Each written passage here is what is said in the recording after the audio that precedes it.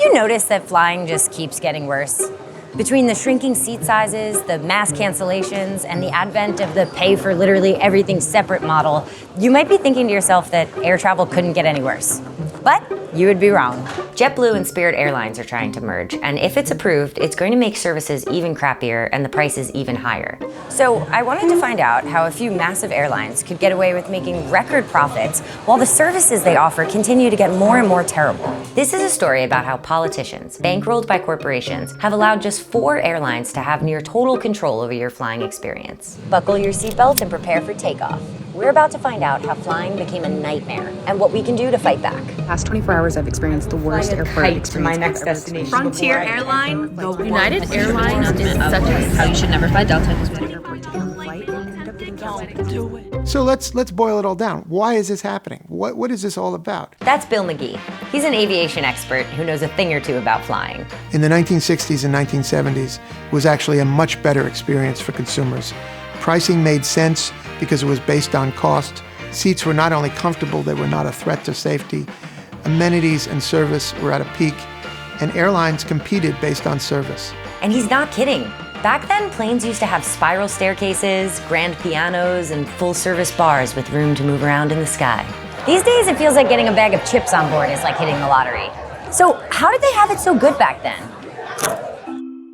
Well, prior to 1978, the government controlled the airline industry. And by control, it meant that they not only decided what airlines could fly where and how often, but they also determined the prices. And then the feeling in 1978 was that the best way to expand airline service would be to deregulate it and to allow the quote-unquote free market to take over. Well, that sounds promising. How did it work out? None of that has really worked out. When deregulation took effect in late 1978, suddenly there was an influx of new airlines. In fact, we saw about 50 new airlines in the 1980s. None of them are around anymore. I think it's fair to say now, 45 years later, that airline deregulation has been a failure. You see, without all that regulation in place, there was nothing stopping the biggest and most successful airlines from eating up all the little guys. In fact, the marketplace has gotten so bad that from 2007 to 2021, there wasn't one single new passenger airline in the entire US industry. We have fewer scheduled passenger airlines in the United States than we have had since the first ticket was sold in Tampa in 1914. Right now, American, Delta, Southwest, and United own 82% of the US airline market. There's no question, the big 4 airlines, each one of them is now too big to fail. And with this much consolidation over the industry, these carriers can basically do whatever they want. They can price gouge, they can shortchange customer service, they can nickel and dime their own employees, all without ever losing any customers. The industry has not only become too big to fail, but I believe this sincerely. I think they've also become too big to care. And this is how it's about to get a whole lot worse.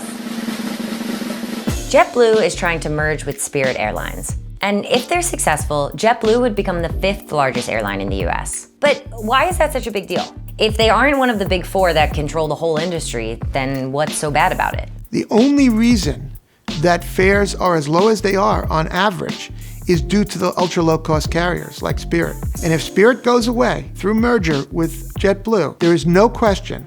All you have to do is take out Spirit's route map, look at every single city that Spirit serves, and you can guarantee that fares are going to rise in all of those cities on all of Spirit's routes. Take Detroit, for example. Spirit offers tons of nonstop flights out of the city, while JetBlue operates much fewer. If they merge, it's likely that JetBlue would cut down on flights, forcing consumers to pay higher prices for the ones that remain. And Detroit won't be alone.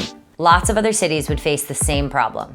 This is an important point. It's the legal argument that gives the Biden administration standing to block this merger. The law gives them the power to block mergers that stifle competition and give consumers fewer choices. And there's no question that that's exactly what this merger would do. Sounds like we could soon be looking at paying JetBlue prices for Spirit service. At the end of the day, competition is good. That's JetBlue's own president and COO, who later goes on to say, And JetBlue needs to be bigger to compete with those much bigger carriers. But wait, something doesn't add up here. If bigger companies and more mergers led to more competition, then why aren't we seeing any new airlines in the industry? And why are prices always going up, and why is service always getting worse? The idea was that we were going to break the shackles of government oversight and we would have all this new competition, and we would have lower fares and more service and better service. None of that has really worked out. Studies have shown that the average seat size has shrunk by 3 inches in the last 15 years. But that hasn't stopped the airlines from charging you more if you don't fit in the seat that they just chose to shrink. Similarly, paying just to bring your bags on board a flight only started in 2008. And by 2019, the airlines were profiting nearly $6 billion a year from this gimmick. And what do they do with all that money? Spoiler, they aren't making air travel any better. Frontier lost all our luggage! So, we have the worst of both worlds with the airline industry. When they go to Congress asking for a taxpayer bailout, they describe themselves as a utility. But at the same time, they are run as a quote-unquote free market enterprise. We get to bail them out, and we get to pay to keep them running, even though we get nothing in exchange in terms of consumer protections from Congress or from the DOT. But at the same time, when times are better and the airlines start making money, where does that money go? Does it go back to the taxpayers? Does it go back to the passengers through lower fares? No, it goes into stock buybacks. It goes into executive compensation. It goes into executive bonuses. In the last decade, 96% of the airline industry's free cash flow has been spent on stock buybacks. It's pretty clear that the government's approach in the past to approving airline mergers has been really terrible for everyone except for super rich CEOs and Wall Street. I've never heard of a case where doubling down on bad policy makes it better. So, there you have it, folks. Consolidation of the airline industry has led to nearly every problem travelers today are dealing with, as crappy, high-cost service is increasingly becoming the only option. But the good news is, we're not powerless to stop it. Thankfully, there seems to be a new team at the Department of Justice now in the Biden administration. They've been very robust about these issues of antitrust and consolidation and mergers. The Biden administration is the first in decades to show willingness to fight growing monopoly power. The Department of Justice and the Department of Transportation both have the tools at their disposal to block this $3.8 billion JetBlue-Spirit merger. And they need to act. Because at the end of the day, airline mergers are only good for 2 things, and that's lining the pockets of the shareholders and making sure the flying experience is miserable for the rest of us.